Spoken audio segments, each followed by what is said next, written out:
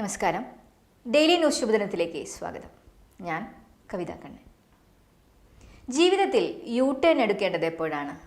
ഇതാണ് ഇന്നത്തെ ശുഭദിന ചിന്ത.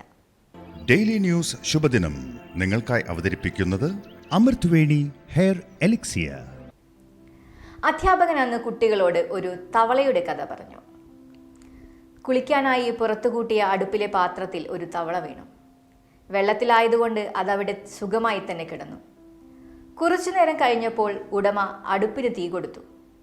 ചെറിയ ചൂട് വരുന്നുണ്ടെങ്കിലും തവള രക്ഷപ്പെടാൻ ശ്രമിച്ചതേയില്ല.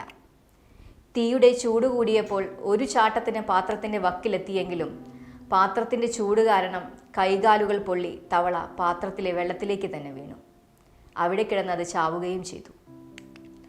അധ്യാപകൻ തുടർന്നു, ഇവിടെ തവളയുടെ ജീവൻ നഷ്ടപ്പെടാൻ കാരണം എന്തായിരുന്നു?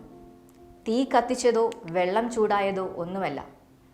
തവള തനിക്ക് രക്ഷപ്പെടാൻ കിട്ടിയ അവസരം യഥാസമയം വിനിയോഗിക്കാത്തതാണ്.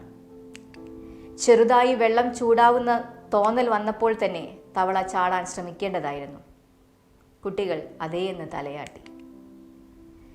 നമ്മളറിയാതെ നമുക്ക് ചുറ്റും പല മാറ്റങ്ങളും സംഭവിക്കുന്നുണ്ട്. സാമൂഹികമായി, സാമ്പത്തികമായി, ശാരീരികമായി നമുക്ക് മാറ്റങ്ങൾ സംഭവിക്കുന്നുണ്ട്.